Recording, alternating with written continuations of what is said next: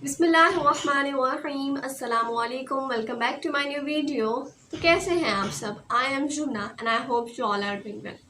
आज मैं आपके सामने जिस वीडियो पे रिएक्ट करूंगी उसका टाइटल है इस्लाम को कतई सुनने की ज़रूरत नहीं है, और ये कहना है वसीम रिजवी का। आइए देखते हैं कि असयुद्दीन अवैसी इस बारे में क्या कहते हैं। तो वीडियो को स्टार्ट करते हैं। Before start the video subscribe my channel, like and share my video. So let's get started. मेरे नौजवानों, रिकॉर्ड करना, इसको व्हाट्सएप पे डालोगे ना, फसाद बुक पे डालोगे। फेसबुक नहीं है, फसाद बुक है। ट्विटर पे डालोगे, इंस्टाग्राम पे, सब पे डालना ये बात। ओवैसी के सवालात याद रखो। भारत का संविधान आपको इस बात की इजाजत देता है कि आप अपने मजहब पर चलें। आपको मजहबी आजादी दे दी गई है। आप अपने मस्जिदों को आबाद रखें। भारत के संविधान में आपकी जिंदगी, हर भारत के शहरी की जिंदगी एक बुनियादी हक है, फंडामेंटल राइट है। डरने और घबराने की जरूरत नहीं है। और एक बात मेरी याद रखो कि जो जुल्म करता है ना, वो जालिम खत्म हो जाता है। फिरौन था ना, फिरौन मालूम कौन था आपको? फिरौन एक बादशाह था, जुल्म करता था और अपने आप को खुदा कहता था। तो अल्लाह ने हजरत मूसा को उसकी तरफ भेजा और उसके दरबार में, फिरौन के दरबार में गरीब लड़की थी, बहुत गरीब थी, झोपड़ी में रहती थी। उसका काम यह था कि फिरौन के बेटी के बालों को कंघी किया जाए। और एक दिन जब वो फिरौन के महल में बादशाह की बेटी के बालों में कंघी कर रही थी तो कंघी नीचे गिर गई। उसने झुककर उठाया और कहा कि मेरा रब वो है जो मूसा और हारून का रब है, कि रब मूसा और हारून। मेरा रब वो है जो अल्लाह है, उसने कहा। तो बादशाह की बेटी ने कहा कि तू मेरे बाप को खुदा नहीं मानती? तो उसने कहा नहीं, मैं उसको खुदा मानती हूं जो तेरे बाप का और तेरा और मेरा वो अल्लाह है, मैं उसको अपना रब मानती हूं। उसने जाकर अपने बाप से कहा कि एक कनीज है काम करने वाली जो मेरे बालों में कंघा करती, वो तुझको खुदा नहीं मानती।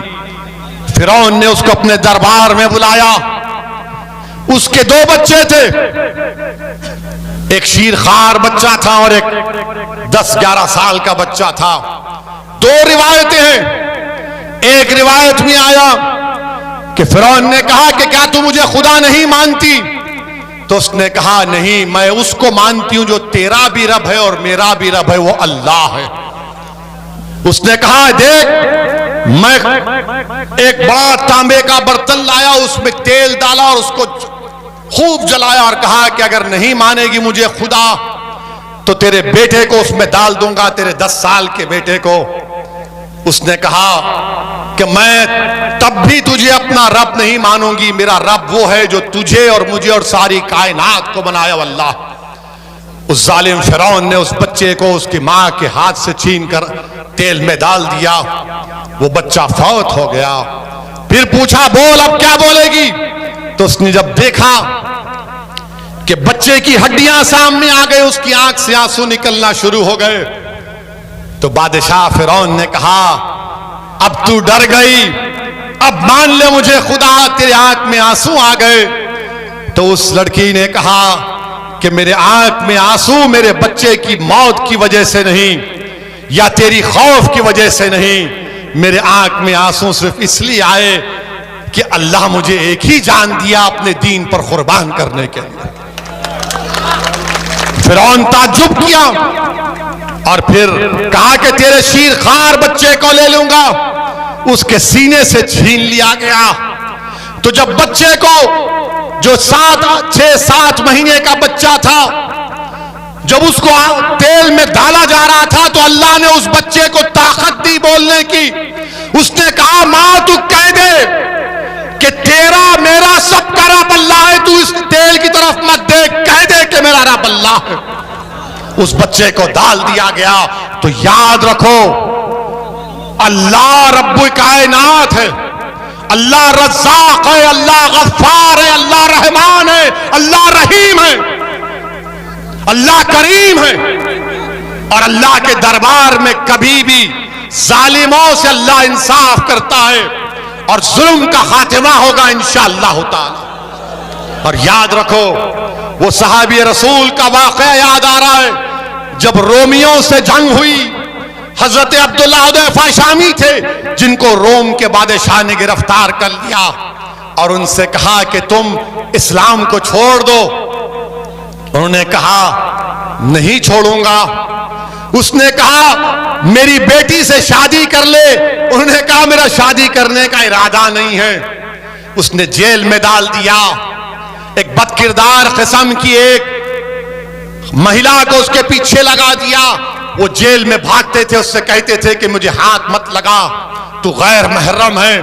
फिर बादशाह ने बुलाया उनको और कहा कि चलो मैं तुमको एक और ऑफर देता हूं, तुम मेरी अंगूठी को चूम लो। उस अंगूठी पर कुछ और निशान था। उन्होंने कहा यह भी नहीं कर सकता।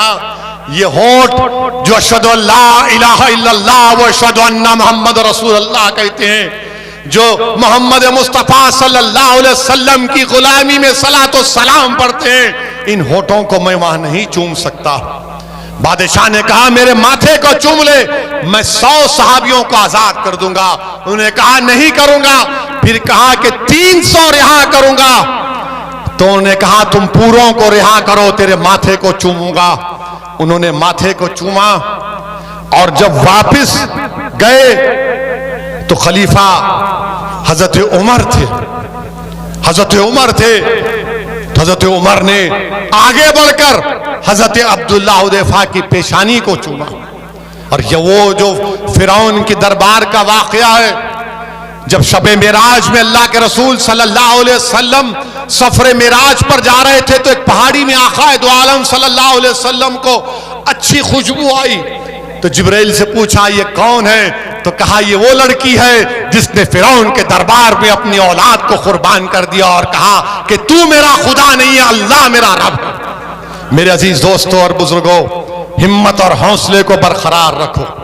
इन जलसों को मुनक्कद करने का या आपके दरमियान में आने का अहम पैगाम यह है कि डरने और घबराने की जरूरत नहीं है। अल्लाह हमारे लिए काफी है। हस्बुनल्लाहु निअमल वकील, हस्बुनल्लाहु निअमल वकील व निअमल मौला व निअमल नसीर। मेरे अजीज दोस्तों, डरने की जरूरत नहीं है। ये बीजेपी आरएसएस है, ये बेचारे हिस्ट्री नहीं मालूम इनको हिस्ट्री नहीं आती। अभी कल आरएसएस के मोहन ने कहा, क्या कहा कि इस्लाम भारत में इन्वेडर से आया। हमको कल मीडिया वाले लखनऊ में पूछे, हमने यही कहा कि मोहन भागवत जो है हिस्ट्री को नहीं जानते। मोहन भागवत जो है हिस्ट्री को नहीं जानते। हमने उनसे कहा कि इस्लाम इस मुल्क में बादशाहों की वजह से नहीं आया। इस्लाम इस मुल्क में आया तो सूफियों की और तिजारत करने वालों की वजह से आया। और हमने उनको मोहन भागवत से हमने पूछा कि इस्लाम अगर आया तो वेस्ट कोस्ट में आया। और किसने कहा मालूम आपको? इस्लाम बादशाहों से इस्लाम भारत में नहीं आया। किसने कहा मालूम आपको? मालूम? मोदी जी ने कहा।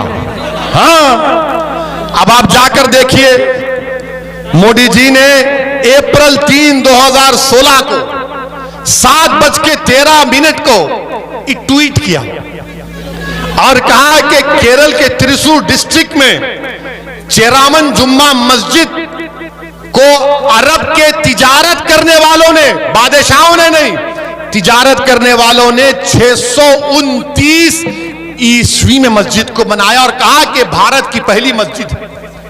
मोदी जी, आप झूठ बोल रहे हैं या मोहन भागवत झूठ बोल रहे हैं? आप दोनों बैठकर तस्वीर कर लो। हमारा मानना यह है कि इस्लाम भारत में तलवार के जोर पर नहीं आया, मोहब्बत की बुनियाद बनकर आया। जो बादशाह है वो जुल्म किए, मगर वो इस्लाम से उनका क्या रिश्ता बादशाह थे।